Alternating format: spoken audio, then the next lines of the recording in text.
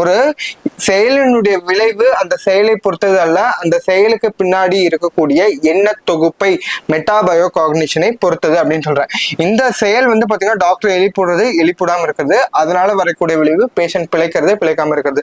இந்த எஃபெக்ட் வந்து இந்த செயலுக்கு வந்து எந்த வகையான சம்மந்தம் இல்லை. ஃபார் எக்ஸாம்பிள், இப்ப டாக்டர் வந்து நான் எழுப்பி விட்டுட்டேன், அதுக்கு பின்னாடி இருக்கக்கூடிய மெட்டாபயோ காக்னிஷன் காரணம் என்னன்னு பாத்தீங்கன்னா ரெஸ்பான்சிபிலிட்டி.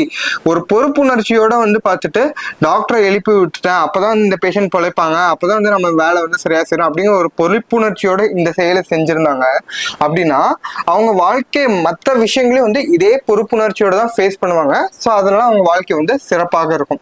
இதுவே இந்த டாக்டரை எழுப்பிட்டதுக்கான காரணம் வந்து பாத்தீங்கன்னா பயம், ஃபியர்னால வந்துட்டு இப்ப வந்து இந்த பேஷண்ட் இறந்துட்டாங்கன்னா வந்து காலைல வந்து இன்னொரு டாக்டர் என்ன திட்டுவாங்க, இல்ல வந்து எனக்கு வேலை போயிடும், அந்த மாதிரி ஒரு பயத்தினால வந்து இந்த செயலை வந்து அவங்க செஞ்சிருந்தாங்கன்னா வாழ்க்கையில மத்த ஃபேஸ் பண்ணக்கூடிய விஷயங்களையும் வந்து அவங்க அதே பயத்தினாலதான் வந்து